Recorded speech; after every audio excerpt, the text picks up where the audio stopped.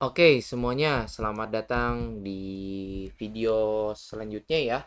Nah, jadi kali ini kita akan membahas mengenai hukum dasar kimia. Hukum dasar kimia sendiri itu merupakan hukum yang ada pada mulanya di abad ke-18 kalau nggak salah. Nah, di mana hukum-hukum ini adalah hukum yang nantinya digunakan untuk perhitungan kimia. Jadi di kimia itu atau di pelajaran kimia itu nggak hanya isinya menghafal ya, tapi juga ada menghitungnya. Nah, dasar-dasar hitungan di kimia atau semua dasar-dasar hitungan di kimia itu adanya di hukum dasar kimia. Jadi kita next dulu ya di sini. Nah, mengapa sih kita harus mempelajari hukum dasar kimia dan nanti ada apa saja di dalam hukum dasar kimia? Kita baca dulu ya. Sebelum manusia menemukan struktur atom, pada para ilmuwan di abad ke-18 dan ke-19 mengamati bahwa reaksi kimia tidak terjadi secara acak ya. Jadi di abad ke-18 atau di tahun 1700-an sampai 1800-an, nah ini para ilmuwan ini mengamati bahwa reaksi kimia itu tidak terjadi secara acak ya. Alam semesta bekerja dengan aturan matematis yang sangat rapi. Nah, jadi nanti ada aturan-aturan yang akan kita harus turutin gitu ya, karena itu adalah berdasarkan pengamatan para ilmuwan di zaman dahulu ya. Dan pastinya kita gunakan juga sampai sekarang peraturan-peraturan tersebut. Oke.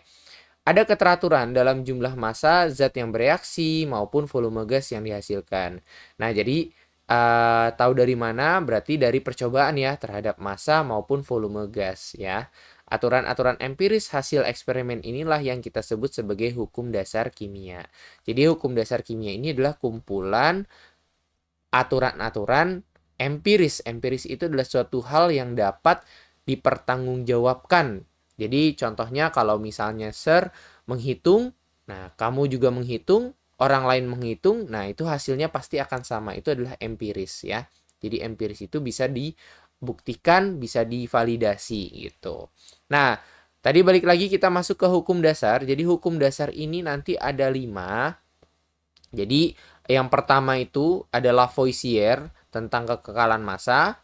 Nah, kemudian dilanjutkan penelitiannya ke Bapak Proust ya, makanya nanti masuknya ke hukum perbandingan tetap, lalu dilanjutkan lagi ke Bapak Dalton nih perjuangannya. Makanya di sini ada hukum kelipatan perbandingan ya, di mana ketiga Bapak ini dia sama-sama menggunakan massa sebagai acuannya ya. Massa itu adalah suatu yang dapat ditimbang ya dengan raca, itu massa kayak 3 kilogram, 4 kilogram gitu.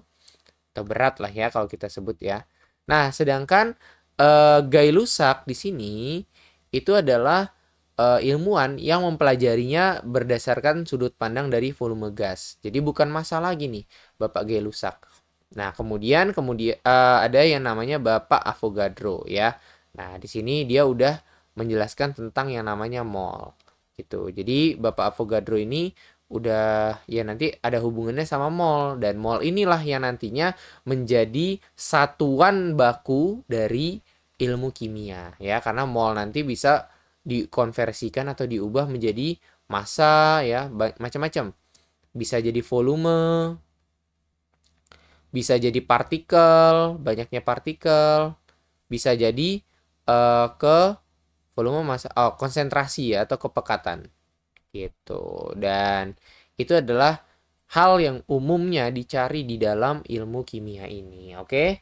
Jadi kalau kalian nanti sudah siap ya, pastinya kalian bisa next ke video selanjutnya yang akan membahas Lavoisier. Oke. Paling dari saya segitu aja. Semoga bisa bersiap-siap dulu sebelum kita masuk ke hidangan utamanya ya. Karena di sini ada hitung-hitungannya. Oke. Terima kasih semuanya. Bye bye.